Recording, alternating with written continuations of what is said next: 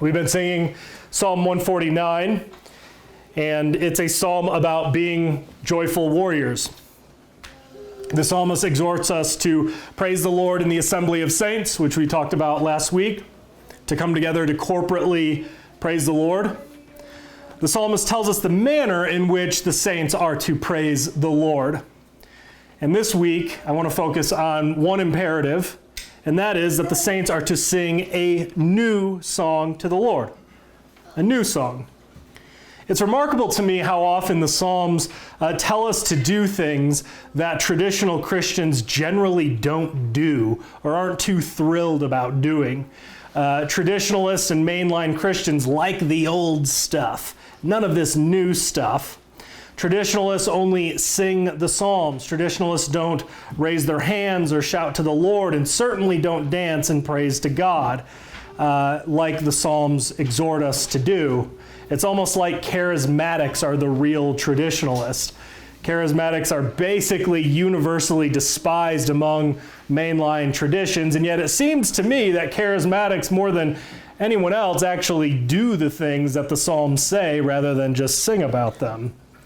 Sing a new song. Not only does this demonstrate the validity of making new songs to the Lord, such as hymns and spiritual songs, but we're called to do so. It's not a mere concession.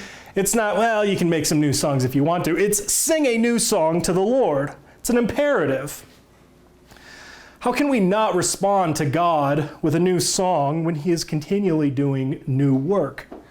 When he is gathering his saints together like this, when he is doing new things, when he is causing men to be born again, when he is making them a new creation, bringing them into his new heavens and his new earth, making them part of this new creation. How can we not respond with new songs when his Spirit continually does new works of sanctification in us, in our lives, when he continues to give us new understanding of his word, when he gives us new battles to fight, when he gives us new dragons to slay, when he is executing new kinds of vengeance on the nations? How can we not respond with a new song? Our world is being judged by God right now in a new kind of way. Things are falling apart because sinful men are stupid men, and stupidity doesn't work in the long term. Things are falling apart because God is faithful to his word and his promises that righteousness exalts a nation, but sin is a reproach to any people. We see God vindicated and his saints vindicated in history with judgments and recreations. Judgments on the city of man and recreations of the city of God.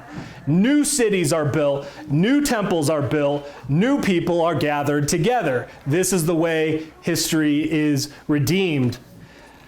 There is room to weep for the destruction of God's people and even our own natural nation. The book of Lamentations shows us this.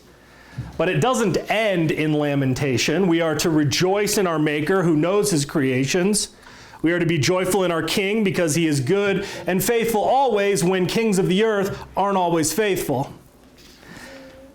So things look bleak right now. We are in the midst of judgment. We need to be reminded that God does not leave us in this impoverishment forever.